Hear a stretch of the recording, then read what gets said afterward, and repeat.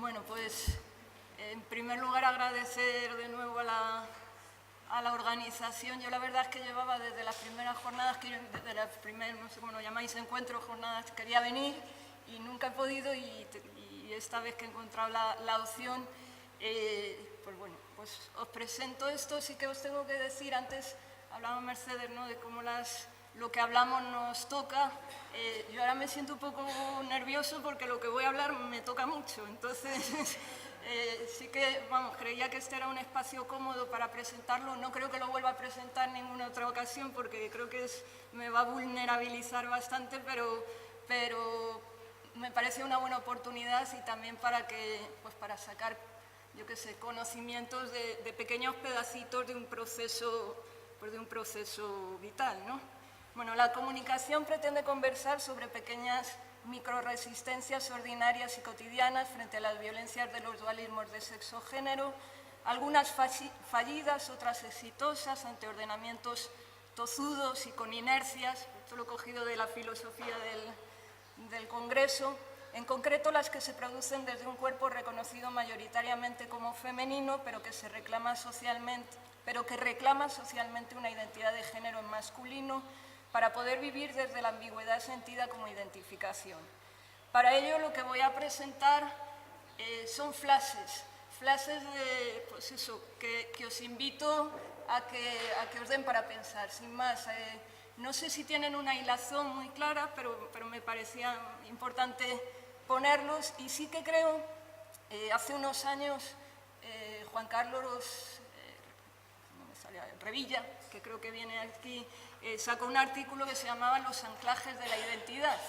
Y yo, revisando, después de terminar la presentación, creo que lo que tienen en común es la pregunta por los anclajes de la identidad. Entonces, os lo lanzo. Ya os digo que no siempre va a tener una coherencia todo lo que voy a dar, pero bueno, pues os lo lanzo ahí. Bueno, para mí una de las preguntas a lo largo de todo mi proceso ha sido el papel del lenguaje y los efectos subjetivos del lenguaje en la identidad, empezando por el nombre y siguiendo por los pronombres, ¿no?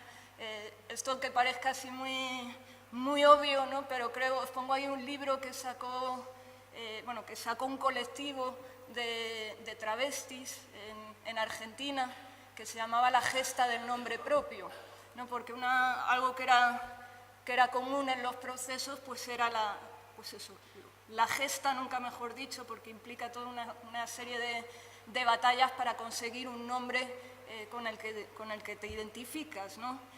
Creo que es importante no solo el nombre. En mi caso, además, en mi caso no es una cuestión de elegir un nombre, sino una cuestión de desidentificarte con un nombre que iba acompañado, no de un pronombre que era femenino, ¿no? Con lo cual, pues también las consecuencias de adoptar en este caso, pues eso, un nombre neutro, ¿no? En mi caso es además una deriva del apellido de mi madre, y de nuevo qué efectos subjetivos tiene cambiar de un nombre femenino a cambiar a un nombre neutro. Y eso tiene que ver también con el uso de los pronombres, ¿no? Tengo ahí puesto lo de mi vida pasa por recalcar el pronombre él.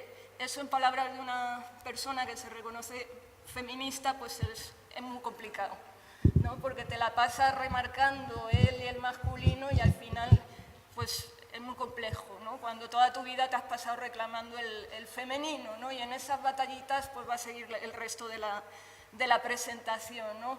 La idea es cómo te afecta a nivel subjetivo cuando la pregunta sobre cómo te llamas se convierte en una pregunta compleja, ¿no? Y bueno, pues todo lo que implica.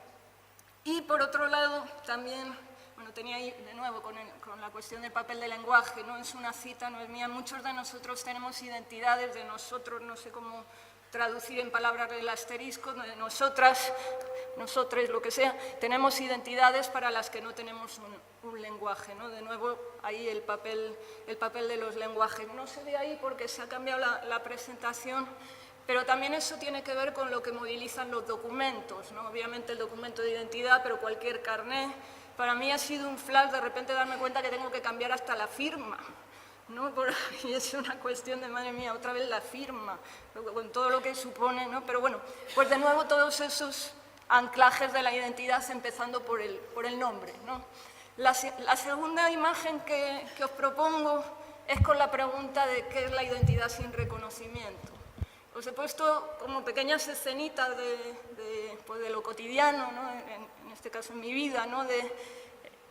Y mi pregunta, para no volverme un poco majara, es justo eso, ¿no? Cuando el 80 o el 90% de las interacciones que recibo son en femenino, ¿dónde anclo mi identidad?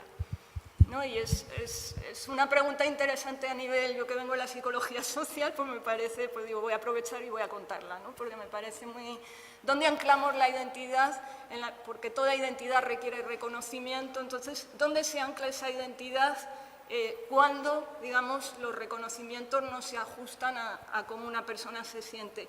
Además, me parece interesante lo que provocan esos desreconocimientos, ¿no? Porque no cualquier desreconocimiento te afecta igual, y hay algunos que como que dan pinzaditas, ¿no? Y ahí es donde me doy cuenta de no solo las confusiones de sexo, ¿no? La idea de que te llamen, pues yo qué sé, pues eso, con el femenino en lugar del masculino, sino las confusiones de género, ¿no? En el sentido de que te digan qué delgada estás, implica dos cargas, ¿no? Implica que es la típica cosa que no se suele decir a un chico, pero sí a una chica, o que te digan te tienes que tranquilizar, ¿no? en una consulta médica, no sé si me explico, ¿no? Que ahí es como, son dobles punzaditas por el tema de género, porque además, claro, son muchas cosas, vamos, porque viene esa carga no solo de la confusión, sino en muchos casos también del maltrato a lo femenino, ¿no? Con lo cual se le añade ahí otra... Bueno, más cosas desde los anclajes de la identidad.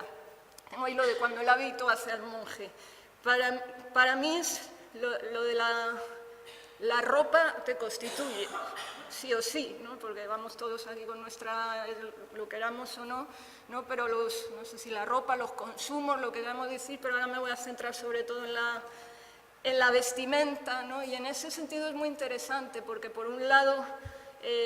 claro, hay toda una serie de incomodidades y esto no es solo algo que pasa a la gente trans, sino en general lo pasa a mucha gente, no todas las incomodidades cuando no te ajustas a las normas binarias de los consumos dualistas, ¿no? Os he puesto ahí el tema de los probadores, ¿no? Que es como la mayor tortura que puede haber, y primero los probadores encima de hombres y de mujeres, pero además pues todo lo que supone, ¿no? la imposición del dualismo en las ropas. Pero por otro lado, es muy interesante porque la ropa te permite un passing, un pasar por, ¿no? Y jugar con la ropa, en mi caso, por ejemplo, lo que más me ayuda al reconocimiento, ¿no? Con lo cual están esas dobles... ¿no? Y además es muy interesante la capacidad creativa también para romper esos dualismos. Yo hace poco andaba buscando sujetadores para hombres. Si lo ponéis en Google, ¿no? Pues... primero no me lo esperaba lo que salió, porque no era lo que yo buscaba precisamente, ¿no? Porque era como una cantidad de fetiches ahí tremendos de... Pero bueno, me pareció, ¿no? interesante el plantear, pues bueno, no es algo que lo planteé yo aquí, lo lleva planteando mucho tiempo, ¿no? Por la comunidad de trans, ¿no? Pues desde calzoncillos donde puedas llevar compresas y usas compresas, hasta sujetadores para chicos, ¿no? Todo ese tipo de cosas que rompen con el dualismo y que pues yo qué sé, que son necesarias para el día a día de aquellas personas que no se adaptan a ese dualismo. Bueno, os he puesto la típica, ¿no? Es otra cosa. En la sección mujeres podrás encontrar pantalones de tu talla, pues eso seguro, ya os digo que es el marcaje de género en cualquier tienda. Yo os propongo que propongamos, así, si alguien lo lanza, vamos, si recoge las talleres a gente que trabaja, no sé, en cualquier tienda de ropa, ¿no? Porque creo que son espacios que hacen mucho daño, sinceramente, con esa imposición de... Entonces no estaría mal la idea de enseñar un poco a que la gente no se sienta tan violenta cuando va a comprar ropa, ¿no? Porque creo que no sería algo, no sé, descabellado, ¿no? Os he puesto ahí es el título de un documental justo que trabaja sobre la ropa de chicos trans. Bueno, claro, si la ropa te permite te permite los reconocimientos, en verano es la leche, ¿no? Porque en el verano no tienes tanta ropa y ya no digamos si vas a la playa, ¿no? O si vas al río, ¿no? Con lo cual la cuestión es qué hago con mi cuerpo, ¿no? Y ahí es curioso, ¿no? Hasta qué punto los espacios bueno, cómo, y esto es el tema de lo que hablamos antes, ¿no? de los espacios en relación a los cuerpos, de hasta qué punto determinados espacios pues, te sobreexponen en el sentido de que hay determinadas combinaciones corporales no binarias, ¿no? Y ahí me voy a meter con una emoción que a mí me parece también muy potente para analizar en estos casos, que es la vergüenza, ¿no? Por ejemplo, el hecho de llevar un cuerpo desnudo, con pechos y con pelos así a lo salvaje, pues eso te genera una emoción, te genera porque es el coste afectivo de un cuerpo que no encaja ahí en las normas de género, ¿no? Y ese coste es un sentimiento ahí muy, muy intenso llevado en el cuerpo, ¿no? Donde tú estás pues sintiendo la mirada del otro y eso implica pues que tienes un sentimiento hacia ti negativo en función de la mirada del otro, en fin, todo lo que supone, ¿no? esa emoción, ¿no? Claro, también es interesante toda la parte de las microresistencias, no sé si son microresistencias, pero bueno, la idea, claro, pues de llevar camisetas anchas, esto es muy común, ¿no? La idea de intentar ir cuando no te da por la acera, donde no te da el aire de cara, ¿no? Por el tema de los pechos son importantes no por nada, sino porque si no la gente no te reconoce, ¿no? Pues toda esa serie de actos súper cotidianos, ¿no? Y que hacen que vayas generando inconscientemente pues, estrategias para generar esos reconocimientos, ¿no? Lo de te vas a asar, no tienes calor con esos pantalones, es que en muchos casos pues, yo me la paso todo el verano con pantalones largos, porque si no, pues a veces estás ahí comiéndote el coco por cosas, yo qué sé, muy tontas, pero que generan esos malestares. Bueno, como siempre, ¿qué hacemos con los baños? Este ya es un clásico, ¿no? Pero creo que es importante, aquí me quería resaltar varias cosas. Primero, más allá del dualismo, lo interesante, ojalá alguien haga una tesis sobre los baños en general, ¿no? Porque creo que son laboratorios de género para todo. O sea, laboratorios desde donde se expone el cuerpo, se condensan significados de la sexualidad, lo abyecto, la clase social, gestos súper cotidianos, ¿no? Desde la postura que tenemos para mear, ¿no? Cómo eso también tiene una connotación ahí de poder y de género muy brutal, desde quien levanta la tapa y no la levanta. En fin, podríamos hacer un análisis por todos los lados de los baños, más allá de que haya baños de hombres o de mujeres, ¿no? Bueno, obviamente los baños es un espacio que a veces hace que te quedes ahí con la vejiga llena por no pasar una violencia, pero creo que es interesante, primero, os lanzo la pregunta, porque me la hago a mí, de cuál es la mejor respuesta a dar cuando alguien te dice este baño de mujeres no puedes estar, porque yo con el paso del tiempo ya, o sea, evito, creo que me ha ayudado mucho el comprender las paradojas de los baños, en el sentido de que obviamente yo me lo puedo vivir como una violencia, pero también obviamente la presencia masculina en un baño femenino implica una carga de historias de violencias. Quiero decir que el hecho de que a mí me lo digan no viene de la nada, viene vamos, yo he tenido experiencias de gente de dar un tumbo y asustarse, y lo que no puedes decir es no sé, enfrentarte a la otra persona, sino, bueno, tranquila, no pasa nada, ¿no? Pero la cuestión es un poco cuál es la mejor respuesta, ¿no? Yo tengo ya ensayadas varias, pero os animo, ¿no? A veces, pues bueno, es que no me siento ni hombre ni mujer, no tengo baño donde ir o cosas de ese estilo, pero ¿cuál sería la respuesta más pedagógica, ¿no? Porque ya no, si es que tengo que ser pedagógico cuando me meo, pero creo que, no sé, sí que me lo planteo, ¿no? Y eso tiene que ver con lo mismo que os presento aquí, ¿no? Esta es, si habéis ido a México DF, es una foto en el metro, ¿no? Que tienen esta parte, vamos, que tienen un espacio exclusivo para mujeres para evitar las violencias, ¿no? Y de nuevo es un ejemplo parecido al de los baños, que para mí es la paradoja de que todavía seguimos necesitando espacios exclusivos solo para mujeres, pues porque son espacios que tienen sedimentos de violencia y son necesarios, sedimentos y realidades de violencia y son necesarios, y por otro lado, cómo compaginar, y esto es casi una pregunta del activismo feminista en general, ¿no? Cómo compaginar la necesidad de un sujeto mujeres con la deconstrucción del dualismo, ¿no? Que para mí es como un eje pues que me hace mucho pensar y que al final me llega a la conclusión de que necesitamos las dos cosas simultáneamente y que no podemos renunciar a ninguna de las dos. Bueno, pues esto lo he sacado porque me parecía muy interesante, lo he sacado del libro de Sara Ames, el de la política cultural de las emociones, porque me parecía muy interesante también cómo me relaciono yo con los sujetos, ¿no? Y cómo nos relacionamos cada cual, pero como ando en lo personal, pues lo digo, ¿no? Y hasta qué punto, ¿no? el contacto con determinados objetos, con mi historia personal y mi proceso ante determinados objetos, con los significados que tienen esos objetos, pues provocan provocan determinadas emociones, ¿no? Bueno, y eso tiene que ver con, Sara Ahmed habla de hasta qué punto la incomodidad genera conocimiento y cuando nos sentimos cómodos, digamos, somos ciegos, ¿no? a las situaciones corporales y a nuestro cuerpo. La idea de la heteronormatividad como un confort público al permitir que los cuerpos se extiendan a espacios que ya adoptaron sus formas. Bueno, lo voy a dejar ahí, pero hasta qué punto, ¿no? Yo de repente me encuentro que cómo me relaciono con los cinturones ha cambiado. Antes no me gustaban nada y ahora me gustan, porque de nuevo me hacen reconocer eso. Voy a intentar ir deprisa porque pensaba que tenía más tiempo, perdón. Bueno, esto tiene que ver con las microviolencias administrativas, de nuevo, lo que cuesta sacar un billete, ¿no? Cuando tienes que poner señor o señora, esto es un correo que tuve, pero si me detengo en él creo que no me va a dar tiempo a decir lo que quiero, se me ha ido todo el tiempo de todo lo que quiero contar.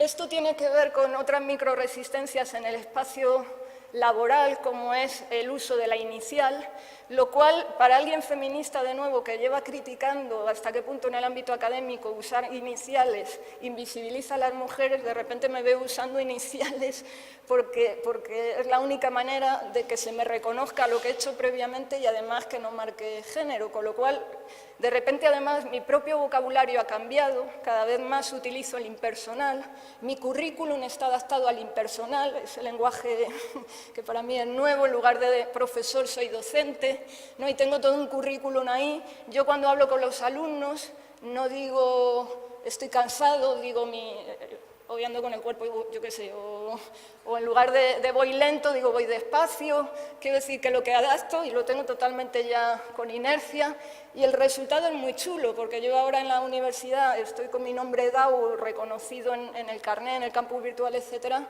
y el alumnado me habla tanto en masculino como en femenino y es justo como yo me identifico, con lo cual he conseguido ahí, no sé cómo, pero un cacao de género donde todo el mundo lo ve de lo más natural, ¿no? Y que es interesante, ¿no? Como microresistencias.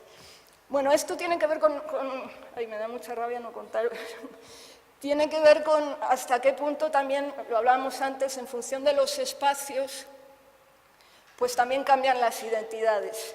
Os iba a contar una historia, pero es que no da tiempo, ¿no? Pero bueno, es una historia de una persona, de una chica trans, que vivía en una casa con 2 plantas con su abuelo. Para el abuelo esa chica era su nieto, él no sabía que era una chica trans, de tal forma que, digamos, esa personita, cada vez que iba a atender a su abuelo a la planta baja, se ponía, ¿no? Esto es real, se ponía pues su chupa, iba, y luego cuando subía arriba se cambiaba y era la chica, dicho así de forma rápida, ¿no? Pero cómo esa persona, pues en función de los espacios de cuidado también cambiaba.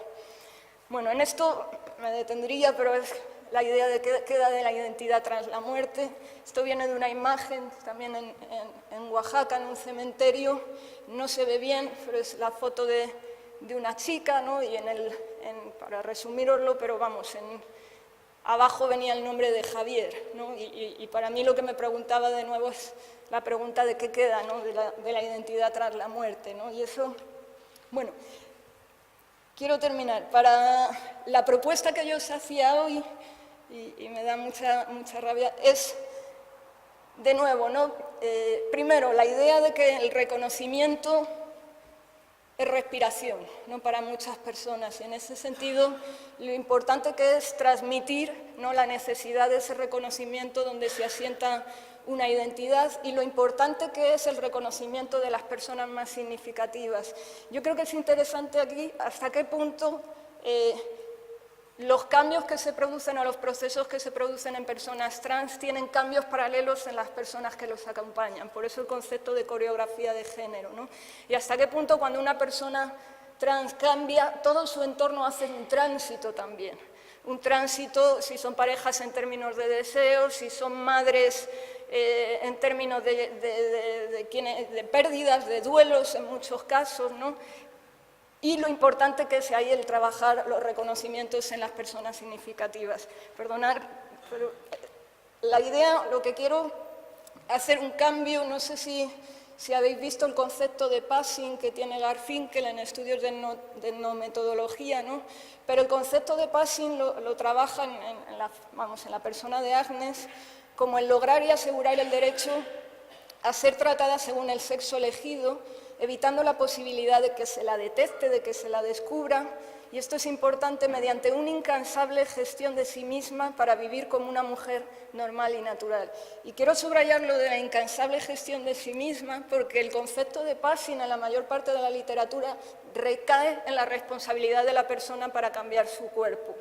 Y creo que es importante el hacer un cambio al concepto de passing más tipo Goffman, en el sentido de que el passing no sea un passing del cuerpo de la persona, sino un passing de la mirada de los reconocimientos.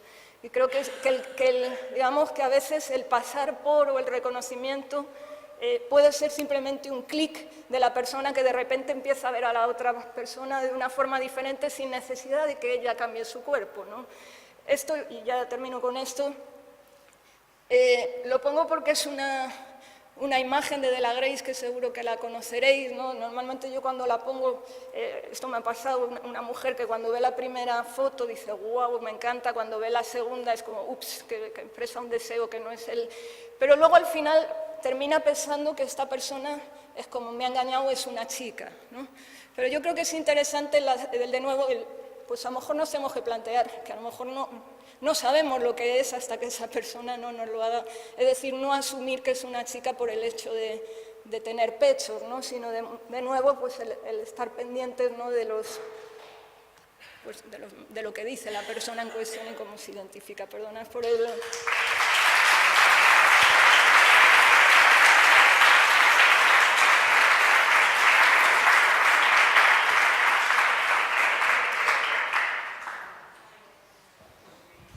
Tenemos pilas nuevas, podéis preguntar lo que os dé la gana. ¿Comentarios?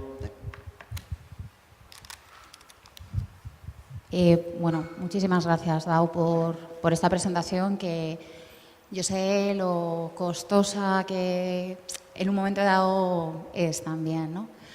A mí me da mucha pena que no hayas podido desarrollar la cuestión del passing, ¿no? Y ese tránsito del passing por algo que depende del cuerpo individual a algo que tiene que ver con la mirada, ¿no? Y el ejercicio relacional, ¿no? Y cómo hay un reconocimiento en esa devolución del passing, ¿no? Entonces, a mí me gustaría que pudieras hablar un poquito más de eso. Vamos, si te apetece. Muchas gracias.